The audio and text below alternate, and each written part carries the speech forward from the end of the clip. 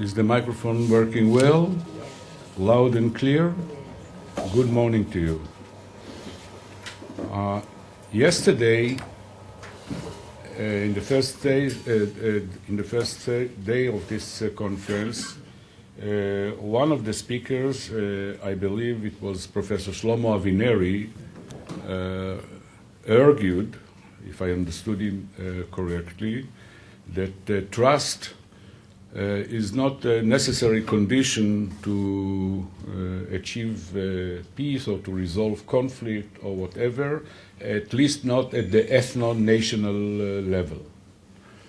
And he contrasted the importance of trust at this level with the relevance of trust at lower level of human interaction, small groups, dyads, individuals, interpersonal relations, etc. And I certainly agree with Shlomo on the importance of the distinction between interpersonal trust or the vitality of trust at the interpersonal level with the relevance of trust among more complex social political entities such as states and similar complex entities. However, I disagree with him that trust does not play a vital role in conflict resolution among ethno-national groups, whether these are internal conflicts within states or among states. As I said, there are, of course, situations where conflict can be resolved without trust when it is enforced. And the Second World War situation, or the end of the Second World War, peace was achieved simply by force. Fortunately, the force was in the hands of the right side, and it could have been theoretically the other way around. But at the same time, I think that we should be aware, and it's too bad that Shlomo is not here because I would have liked to hear his response to my suggestion that trust may not be necessary to achieve, to resolve conflict. But at the same time, it should be understood that the lesser is the amount of trust, the more costly it becomes to resolve conflict, let alone maintain it.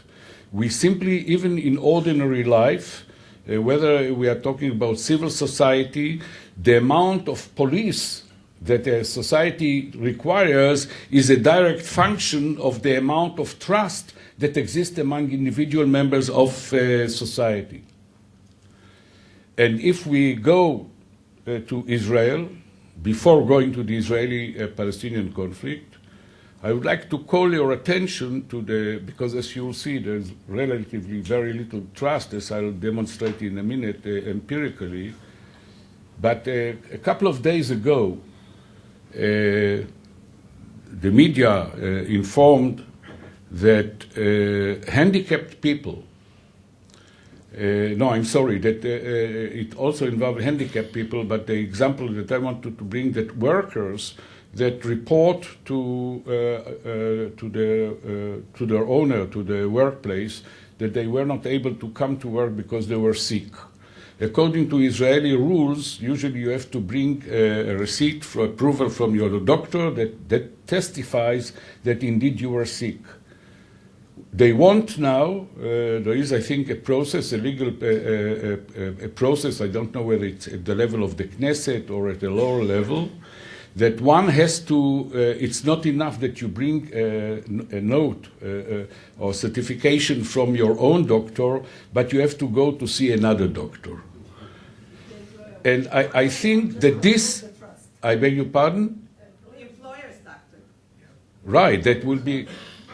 But that's not the critical point. It shows you the low level of trust at the level of civil society in the Israeli society. And if one lives around here these days, one can understand why. the situation with regard to the Israeli-Palestinian conflict, with regard to trust, is not much better. What I want to do now, because I understand that we have lesser time at our disposal than we expected because of various reasons, to start by presenting you some figures, and largely they speak for themselves, and then I'll end with another figure, a couple of slides that somehow put to question what is the meaning of the first series of findings. Things will become as we move ahead. Ilan, can you bring the... Okay, let's start this. No, the first one. Is it now so? Yeah. Okay. I start with this is the amount of trust in the current negotiations that took place between Israel and the Palestinian. I took the last 4 years, and I go...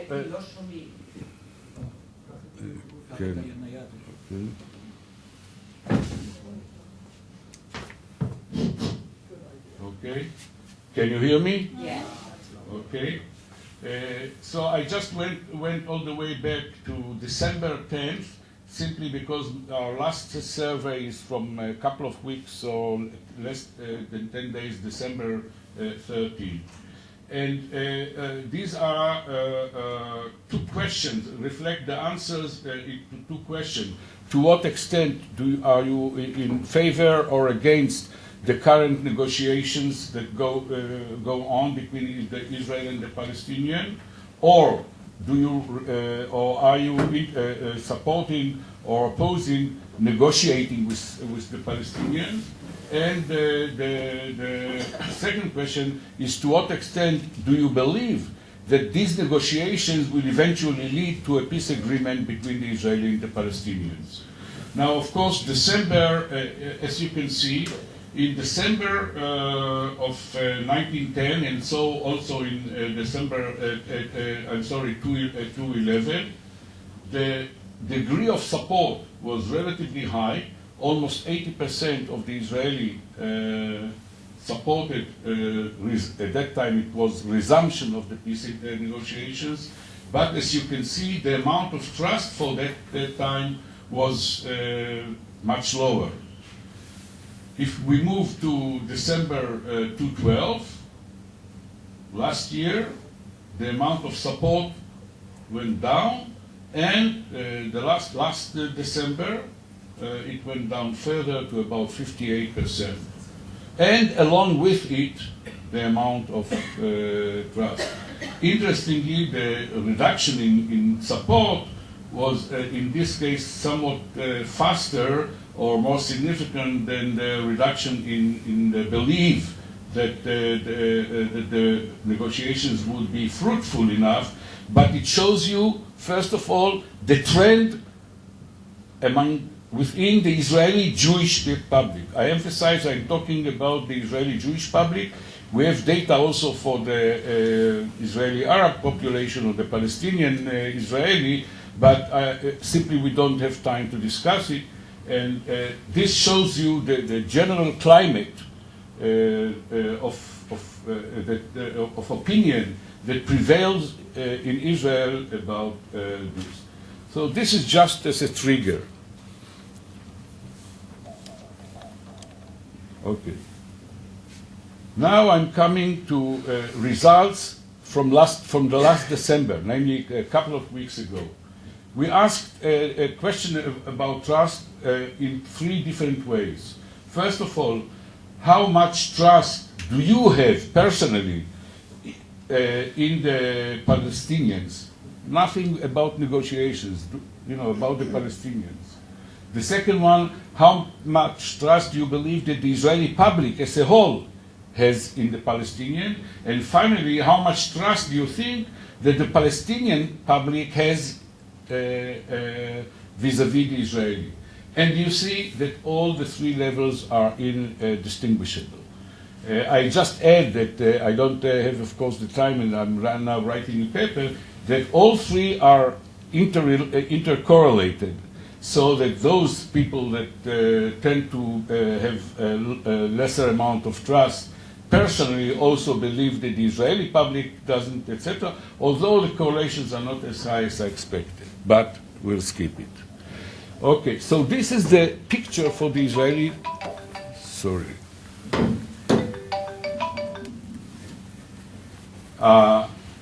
Now, this is the picture of amount of trust that the Israeli have along these three different dimensions.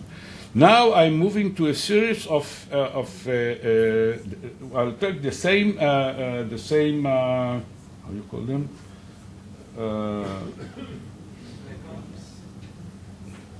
What's the word for the amudot? Columns, I'm sorry. The same columns, but on the basis of cross-sectional analysis, in other words, comparing different groups within the Israeli society.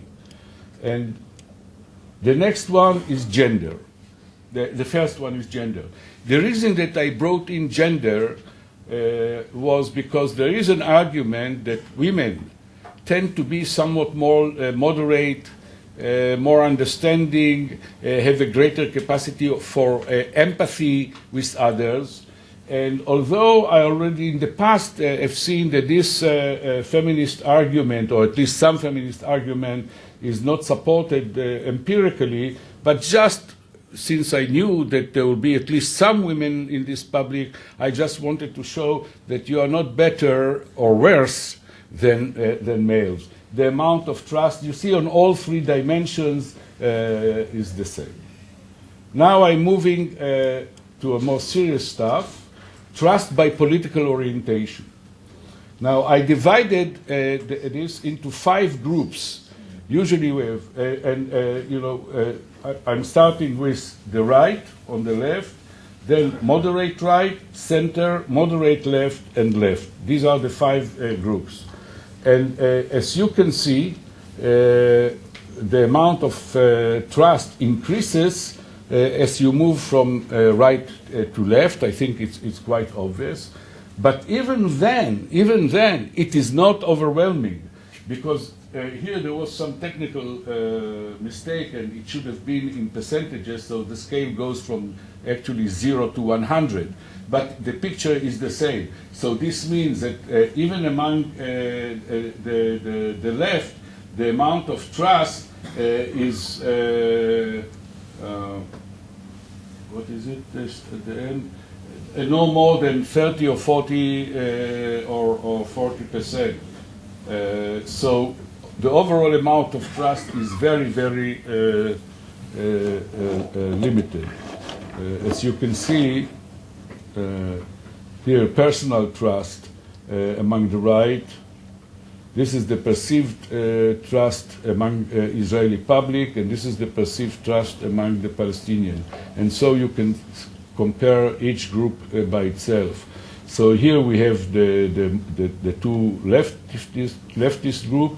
Here is the highest, but here again the perceived trust among Palestinians is also among the left is no more than 30%, which means why the left camp in Israel is also very skeptical about the chances of the current negotiations that the American John Kerry is trying to believe.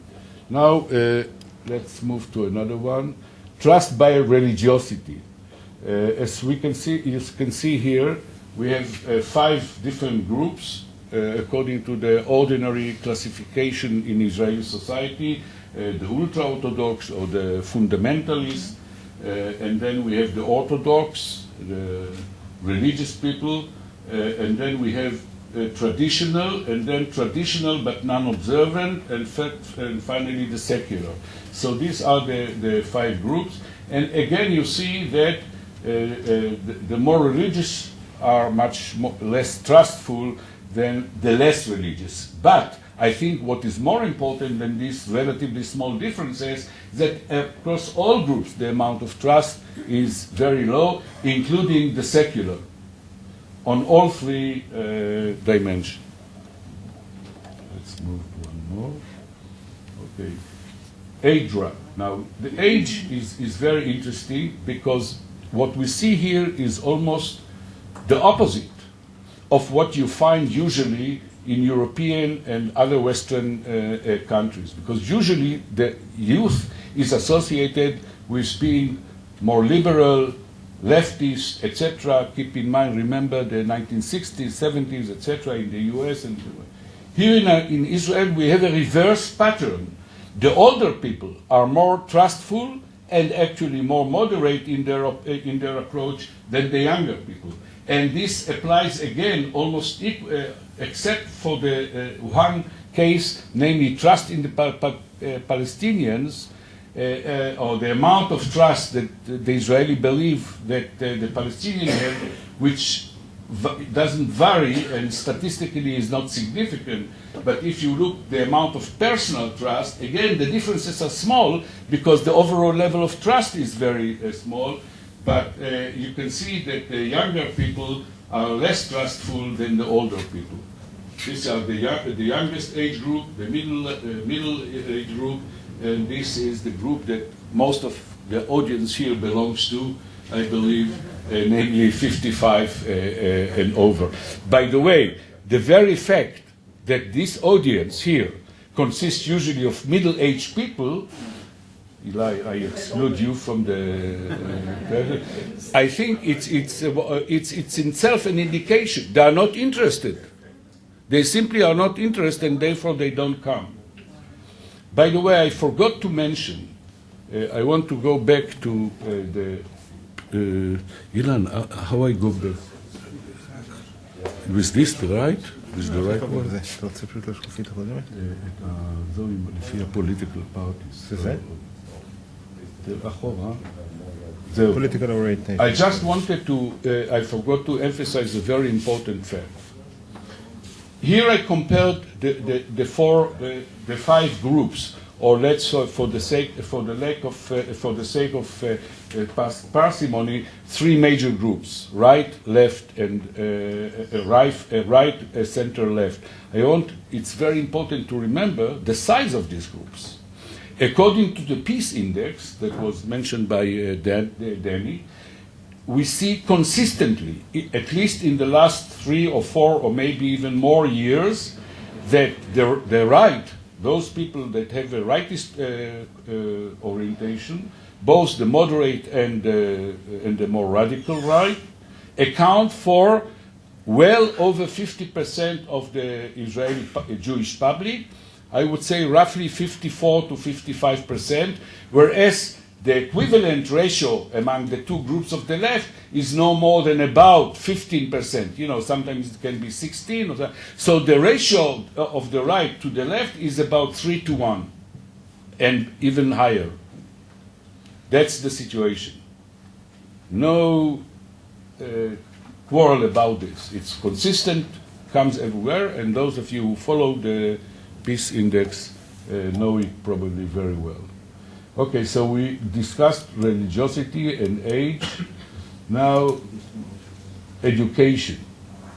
First of all, again, usually we find out that the more highly educated support the peace to a higher degree than the lesser. But when it comes to trust, don't confuse it. We see these differences. Unfortunately, I have the data, but no time to present it, that indeed the support of peace is associated with higher socioeconomic status.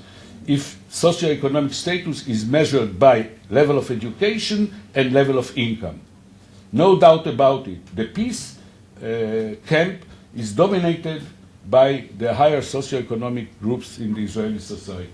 However, when it comes to trust, the differences are minimal, as you can see, according to level of education, and except maybe when it comes to the perceived trust of the Israeli public, maybe it's wishful thinking that the more highly educated believe more than the lowly educated, that the Israeli public is, relatively of course, is more trustful. Overall, again, you see the differences are not highly significant. Finally, this is more complex because there are many groups here. As you can see, okay, I'll just shortly see it, and you will get it in writing anyhow. Israel, that means Israeli were born to parents born in Israel, whereas Israel, Euro, North America, Israeli whose parents are originally came to Israel, immigrated to Israel originally, and the same is true with Asia, Africa, Israeli, Asia, Africa, former Soviet Union, etc., etc. Again, you see, surprisingly, very small differences by country of origin, whether you're an Israeli or whatever. Okay. Now we move to the second graph, and this, I think, you will see is something quite different.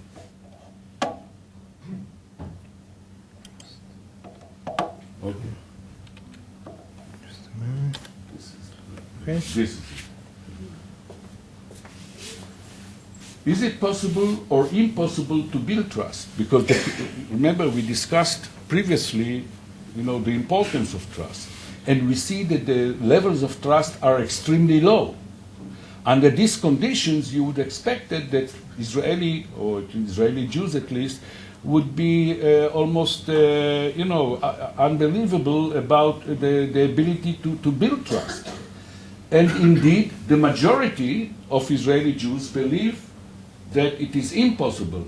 But I think that in this case, we see a much narrower gap between the groups that believe that trust is possible, over 40%, if I don't remember, it's 42 or 43%, versus about 55%. So there is a large, significant minority that believe that it is possible to build trust despite the lack of trust currently.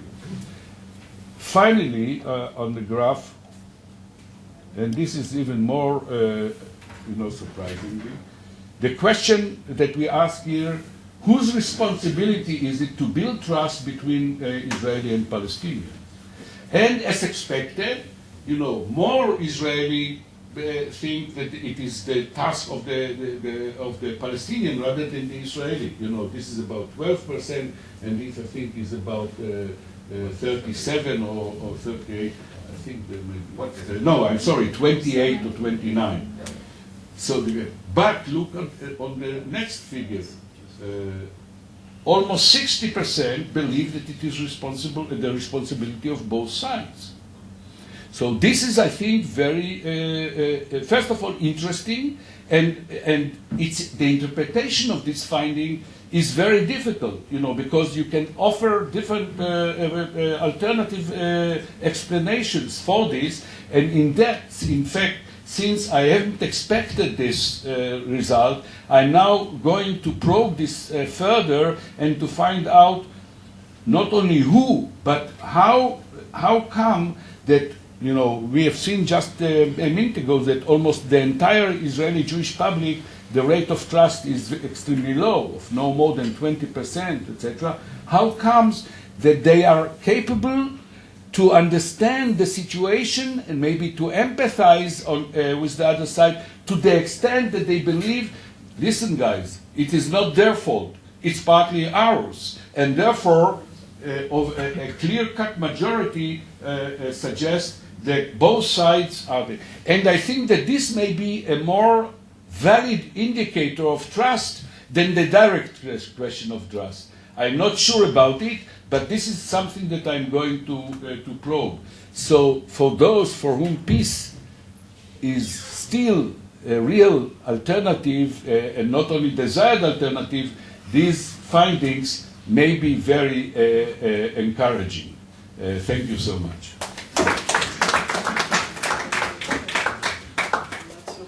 יפה, אתה יפה בזמן.